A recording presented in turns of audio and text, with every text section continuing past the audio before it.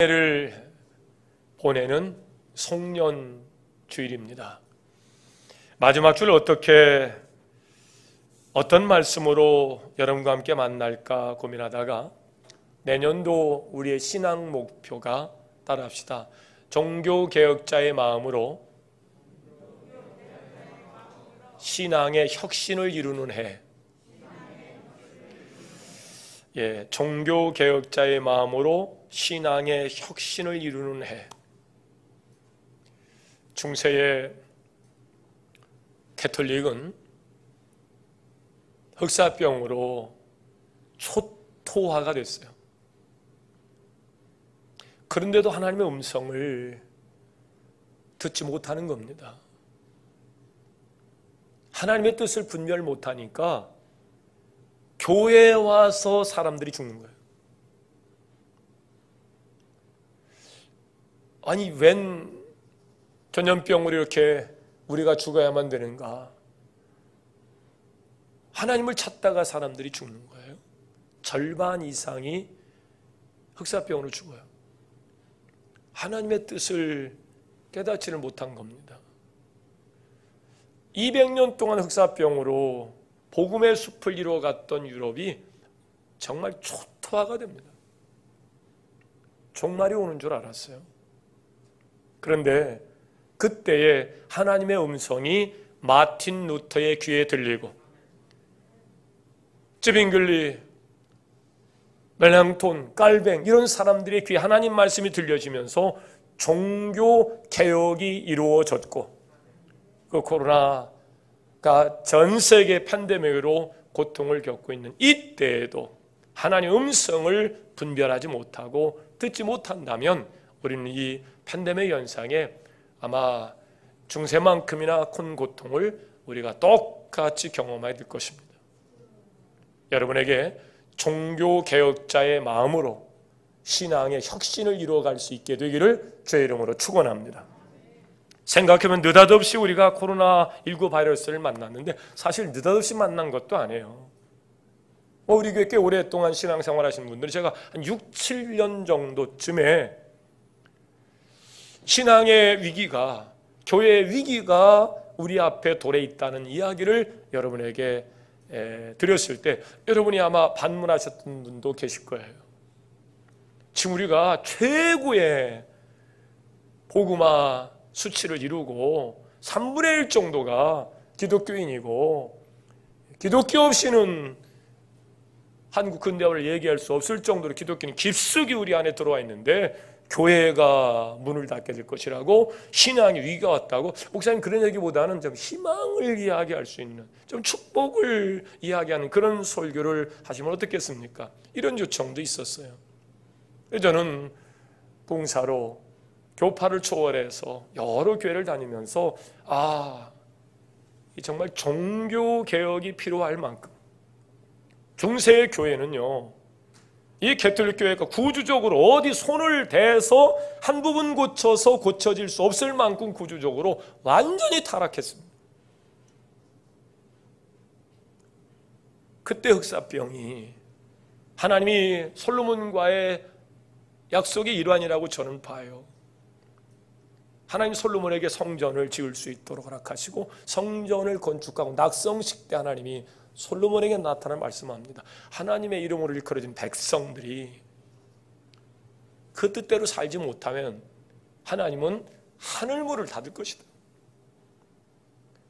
영이신 하나님 영적 존재와의 관계에서 하늘문을 닫아버리면 하나님과 관계와 교제가 끊어지면 일어나는 현상을 한번 생각해 보세요. 우리를 위해서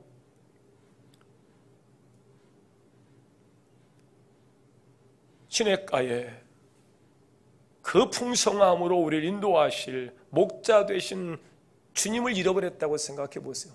광야와 같이 황폐한 곳에서 그 기근 속에서 당할 고통을 생각해 보세요.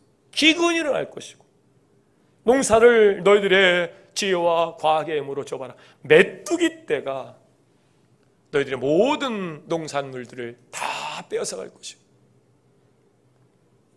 전염병으로 수많은 사람이 죽어갈 것이며 이것이 하나님이 솔로몬에게 주셨던 말씀이에요. 성전 짓고 성전 안에 하나님의 백성으로 똑바로 살지 못하면 하나님은 하늘 문을 닫아버릴 것이다. 그 일이 기독교 2000년 역사 가운데 중세의 역사에 그대로 드러난 거예요.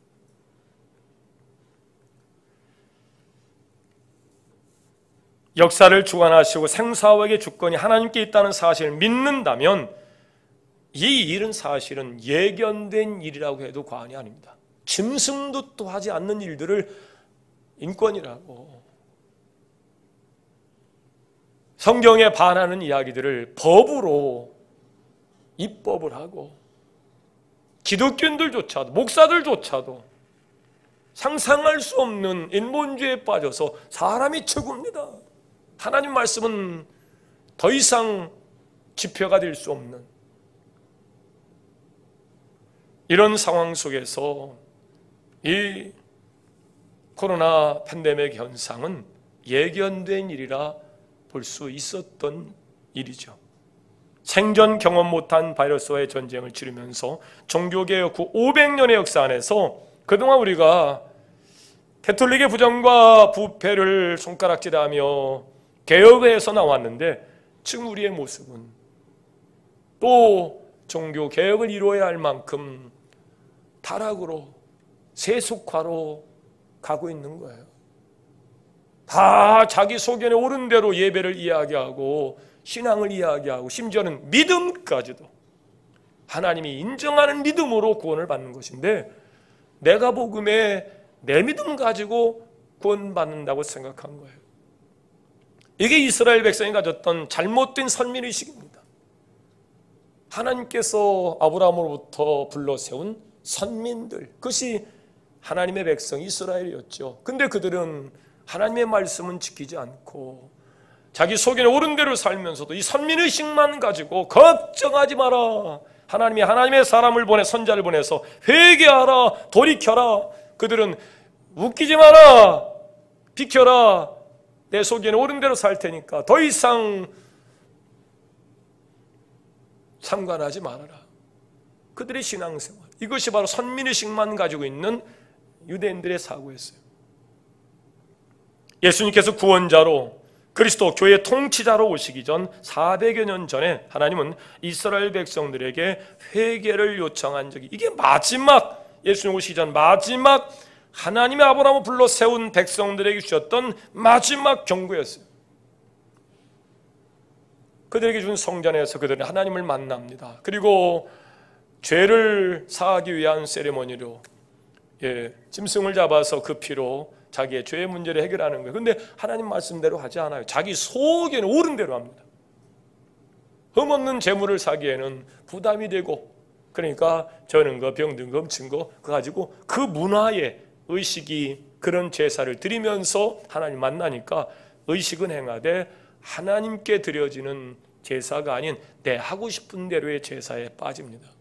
자, 하나님께서 말라기를 통해서 말씀하십니다.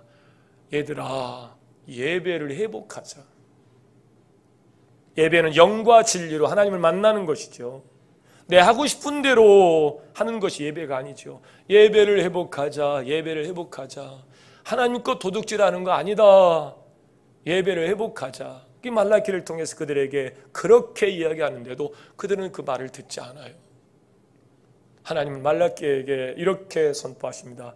에이 주리를 들을 놈들, 문 걸어 잠궈라. 내가 더 이상 너희들과 함께하지 않겠다. 그 후로 하나님은 그 성전문은 닫혀지고 하나님은 더 이상 하나님의 음성으로, 하나님의 뜻으로 그들을 인도하지 않아요. 그 기간이 400년입니다. 그러니까 생각해 보세요. 선민의식만 가지고 있는데 무슨 선민이 이래 포로로 잡혀가고 고통을 당하고 환난을 당하고 웃음거리가 되고 손가락질 당하고 하나님이 역사하지 않는 거예요. 하나님이 사람들을 보내질 않으시는 거예요. 그러니까 얼마나 갈급하고 어려웠겠어요. 그럴 때 하나님은 세상을 또 이처럼 사랑하셔서 독생자 예수를 보내시기 6개월 전에 세례 요한을 보내서 하나님의 신이 막 강력하게 세례 요한에 임하여서 이야기하는 겁니다. 이런 독사의 자식들아, 회개해라, 회개해라. 오늘 그 본문이에요. 오늘 본문을 보면 여러 종류의 사람들이 세례 요한에게 회개의 세례를 받고자 나오는 모습이 나와요. 세리도 나오고 군인들도 나오고, 워낙 하나님의 신이 막 세례 요한에 강력하게 역사하니까요. 자기들이 그동안 하나님 없이 살았고 쌓여진 이 죄 문제를 해결하기는 해결해야 되는데, 그래서 신이 역사하는 세례 요한을 욕을 먹으면서도 막 쫓아다니는 겁니다. 회개하려고요. 세례 요한이 베푸는 이 회개의 세례에서 우리는 하나님이 받음직한 회개에 대해서 생각을 해봐야 되는데, 막연하게 회개할 것이 아니고 인생의 방향 전환이 이루어지는 회개여야 될 줄로 믿습니다. 그 회개에 대한 정의를 오늘 세례 요한이 하고 있는 겁니다. 회개는 어떤 것이 진정한 회개일까? 우리들의 인생이 방향 전환이 이루어지는 그런 회개입니다. 겸손함으로 인생의 방향 전환을 회개를 통해서 우리가 이루어내야 되는데, 그것이 진정한 회개예요. 당시 이스라엘 백성들은 선민의식에 사로잡혀 있는 거예요. 하나님께서 이스라엘만 선택하셨다는 생각에 저들은 그것이 자부심이 되어서 환난 속에서도 그 환난을 이겨내는 원동력이 된 건 사실이에요. 우리 어려워도 하나님이 우리와 함께 계신다. 이것이 2000년 동안 나라를 뺏겼지만 이 시오니즘, 하나님이 우리를 선택하신 하나님의 백성, 이거 가지고 2000년을 버틴 민족이 이스라엘 민족 아닙니까?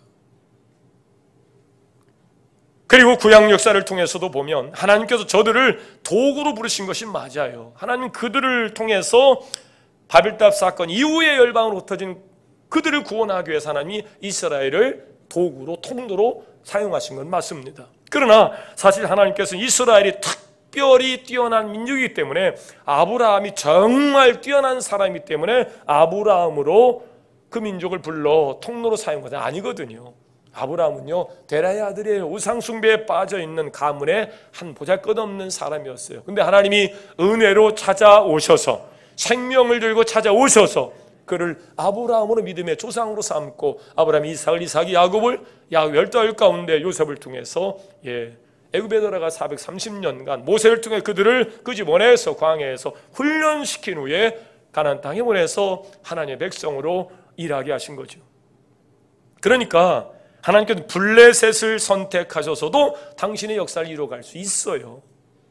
그런데 그게 하나님의 전능하심인데, 그리고 블레셋이나 이스라엘이나 다 거기서 거기란 말이에요. 그러니 이스라엘 사람들은 하나님이 자신들을 선택했다는 말 할 때는 아무런 가치나 능력이 없는데도 불구하고 하나님이 나를 선택했다는 그 감사의 표현으로 그 선택을 말하고 고백했어야 됩니다. 근데 어떤 의식을 가느냐? 저런 개만도 못한 놈들, 저놈들은 짐승이야. 그렇게 다른 민족, 다른 사람들은 그렇게 치부하고 자기들은 하나님에 의하여 선택한 대단한 사람이라는 자긍심만 가지고 있었던 거예요. 더 나아가 자기들이 아닌 모든 민족을 업신여기는 기준으로 선민의식을 사용합니다. 사실 다른 민족이나 이스라엘 민족이 별 차이가 없어요. 하나님의 은혜를 받아 선택받은 것이지 자신들이 뛰어나서 하나님의 도구로 쓰임받은 것은 아니거든요. 사실 이런 저들의 잘못된 선민의식의 고집스러움 때문에 하나님은 바벨론에 70년 동안 포로로 보내서 잘못된 그 자의식, 이 선민의식을 깨치려고도 하십니다. 하나님의 선택된 민족인데, 바벨론 입장에서는 야, 너희들은 하나님의 선택된 민족이라며, 근데 왜 우리한테 포로 잡혀서 뭐하는 짓이요? 그럴 때 깨달아야 돼요. 아, 우리가 정말 보잘것없는 자였는데 하나님에 의해 선택받고 위대한 역사를 이루게 하셨는데 우리가 그만 잘못 살았네. 이걸 깨달아야 되는데 이 사람들이 깨닫지를 못해요. 잠깐 깨닫고 와서 다시 성전을 짓고 하나님의 은혜 안에 감사하다가 그 나라는 결국 또 하나님 나라는 잘못된 그들의 믿음과 신앙에 의해서 2000년간 그 후손들에게 재앙과 저주의 삶을 물려주는 것으로 이스라엘 역사는 거기서 끝이 나죠. 세례 요한은 회개를 그렇게 우리에게 정의하고 있습니다. 교만을 버리고 겸손해지는 것이 회개이다. 그래서 이렇게 얘기합니다. 8절 보세요.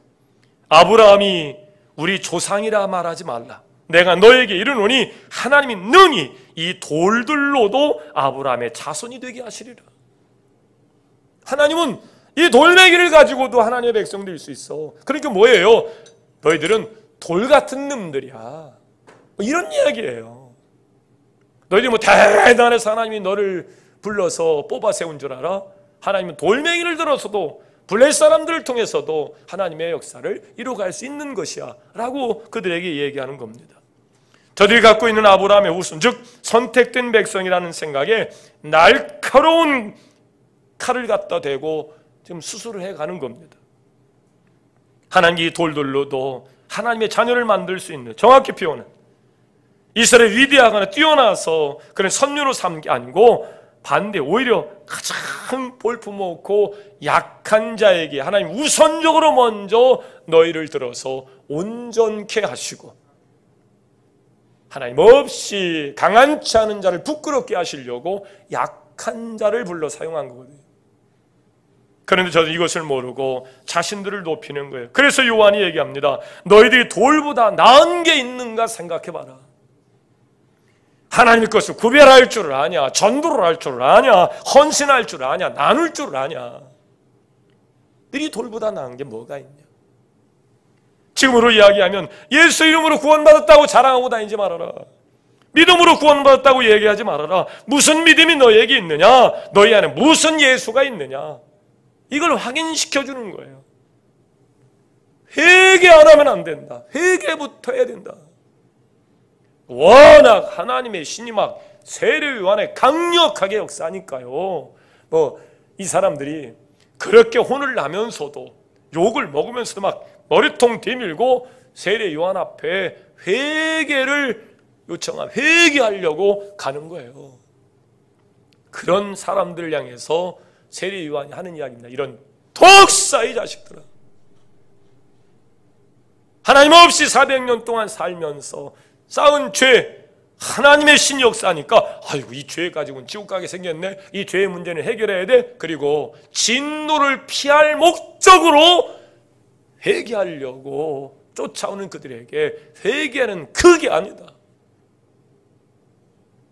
방향 전환으로 나타나서 그동안의 삶을 바꾸는 것이 회개지, 진노를 피할 목적으로 내 죄의 문제만 해결하려고 하나님을 찾는 그것은 적당한 바른 회개가 아니라는 사실을 오늘 세례 요한이 이야기하고 있는 본문이에요. 가끔 간증이라는 형식을 통해서 자신이 얼마나 큰 죄를 지었는지 자랑하는 이들이 있어요. 내가 예전에 말이죠, 영담을 이야기하듯이. 그런데 하나님이 나를 사랑하셔서 내가 교회에 나오게 하시고 내 모든 일 다 용서해 주셨다네요. 할렐루야! 그러면 막 박수치고 그렇게 좋아했어요. 그것으로 그의 삶이 끝나는 경우가 허다했어요. 교회만큼 그 죄를 여전히 가지고도 용서받은 자라는 잘못된 확신을 심어주는 곳이 없었어요. 이건 잘못된 가르침이었고 잘못된 기독교 문화예요.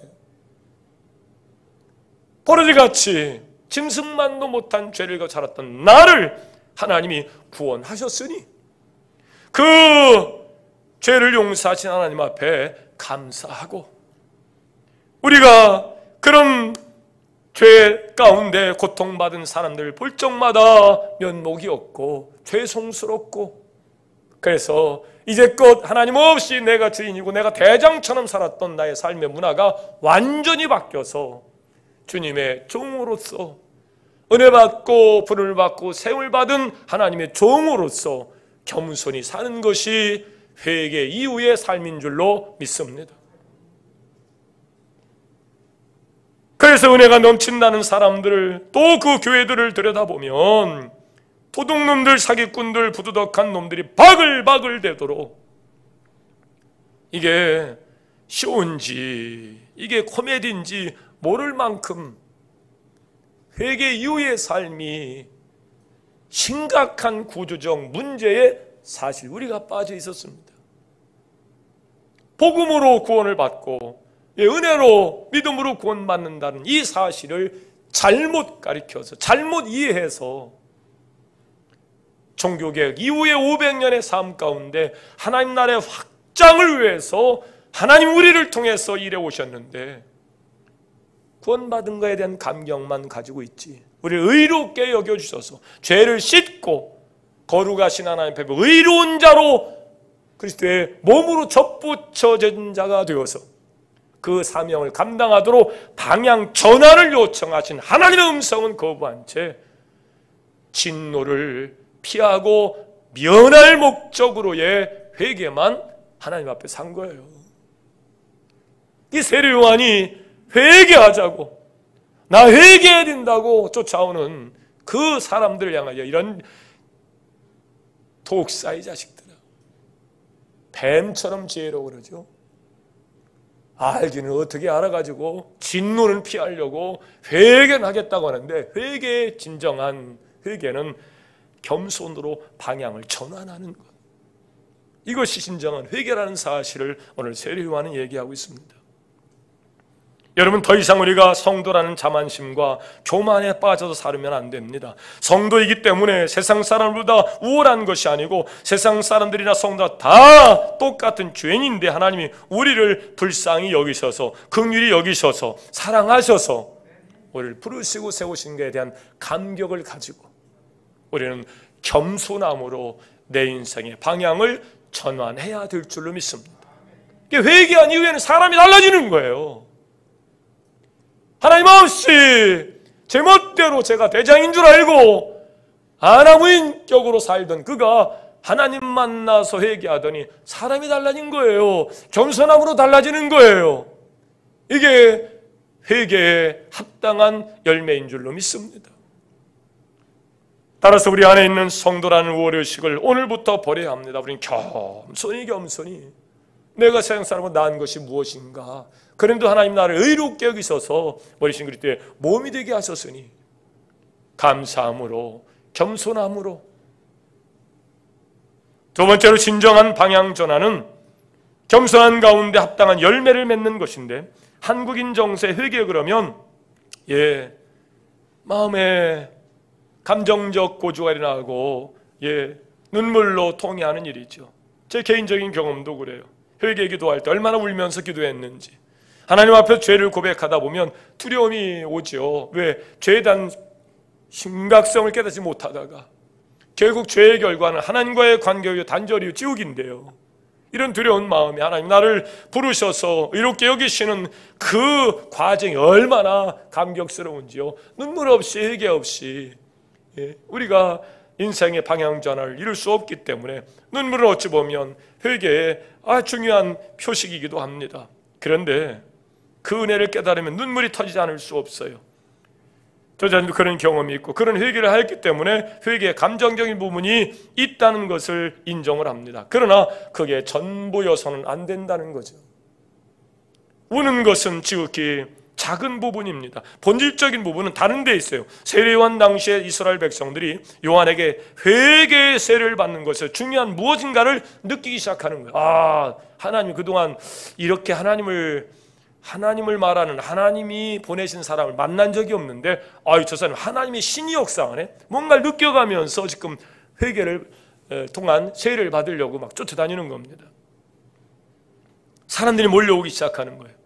그런 저들에게 세례 요한이 회개의 본질을 알려주면서 했던 이야기는 너무나 충격적인 거예요.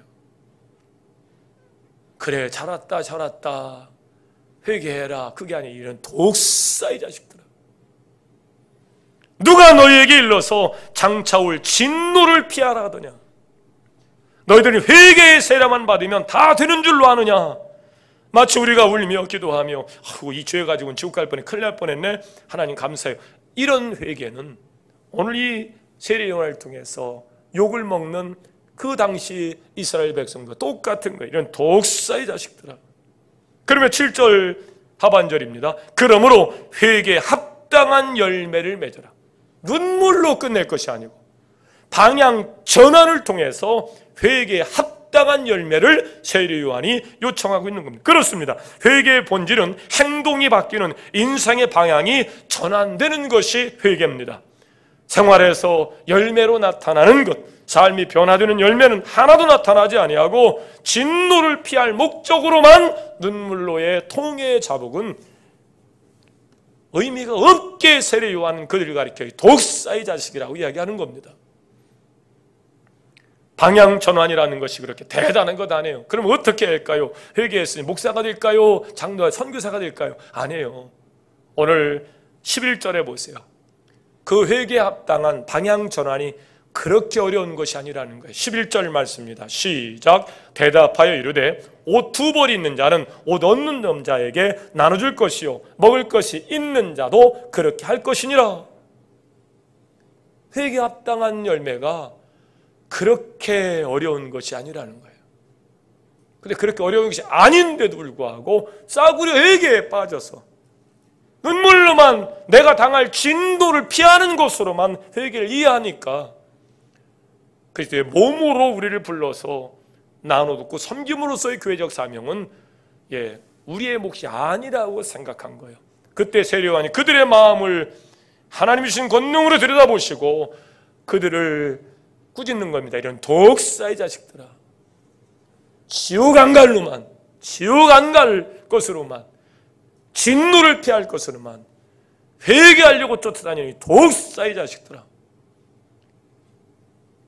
방향 전환이라는 것이 대단한 것이 아니고 옷 2벌 있는 자, 옷 없는 자에게 나눠주는 것이고 먹을 것 있는 자 같이 나눠 먹자, 나누는 것이라는 거예요. 생활의 관심이 자기 이익을 챙기는 게 아니라 다른 사람을 돌아볼 줄 아는 생활로서의 방향 전환, 이것이 회개인데요. 세리가 와서 이야기합니다. 그럼 나는 어떡할까요? 나는 지금 이 직업을 가지고는 내가 당시 유대사의 가장 공공의 적이 세리예요. 세리. 세금 받아가지고 지가 먹고 로마에 올려보내고. 그 세리가 나는 어떻게 회개하는 거예요? 어떻게 회개해야 회개 합당한 방향전환이 일어날까요? 그때 세례 요한의 이야기입니다. 부가된 것 외에는 거두지 말아라. 우리 같으면 아이고 그거 하나님이 기뻐하지 않는 직업이요, 그만두어. 이게 오늘의 상담이라면 세례 요한은 그러지 않아요. 그냥 그 직업 가지되 부가된 것 외에 네가 착복하지 말아라, 그렇게 권면합니다. 또 군인이 와서 이야기합니다. 당시 군인은 권력을 가지고 군인이란 특권 속에서 인간인들을 어렵게 하고 함부로 이렇게 가서 수탈해오고 그럴 수 있었던 것 같아요. 그러자 요한이 사람에게 강탈하지 말며 거짓으로 고발하지 말고 급료를 받는 줄로 그냥 족해라. 권력을 가지고 있기에 그 권력을 남용할 수 있는데 그렇게 하지 말라네요. 군복 벗지 말고 너 군인 가지고는 안 되겠다, 옷 벗고 제대해라, 그게 아니고 내게 주어진 곳에서의 정직함으로, 내게 주어진 일들 속에서 강포함을 휘두르지 말고 그렇게 회개에 합당한 방향 전환을 그렇게 제시하고 있습니다. 우리가 구주적으로 내가 성직자도 아니고 목사도 아니고 장로도 아닌데 회개에 합당한 열매를 맺어가면서 어떻게 세상을 살라고 그러세요, 목사님, 이렇게 얘기하는 사람이 있어요. 안 바뀝니다. 그런데 오늘 세례 요한의 이야기를 우리가 핑계할 수 없는 겁니다. 그 직업을 그만두라는 게 아니야. 그 직업 속에서 정직함으로, 그 직업 속에서 강포함으로 살지 말고 그렇게 죄를 지키만 하는 직업을 그만두라 하지 아니하고 세리에게는 정직하게, 군인으로서는 정당하게 일하여 공의를 만들어가라.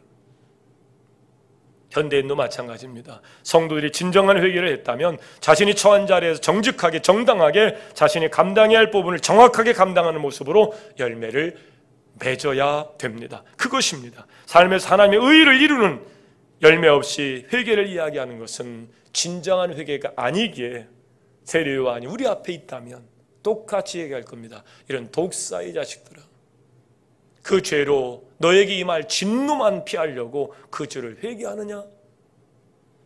회개에 합당한 열매를 맺어라. 어떻게 해요? 음식 나눠 먹고 옷 나눠 갖고 아주 일상생활에서 가장 이걸 가지고 뭘 회개에 합당한 열매라고 합니까? 근데 그것으로 우리가 신자임을, 우리가 구원받은 이후에 교회적 사명이 그것으로부터 시작된다는 사실을 세례 요한은 우리에게 이야기하고 있는 겁니다. 계속해서 요한은 엄중하게 이야기합니다.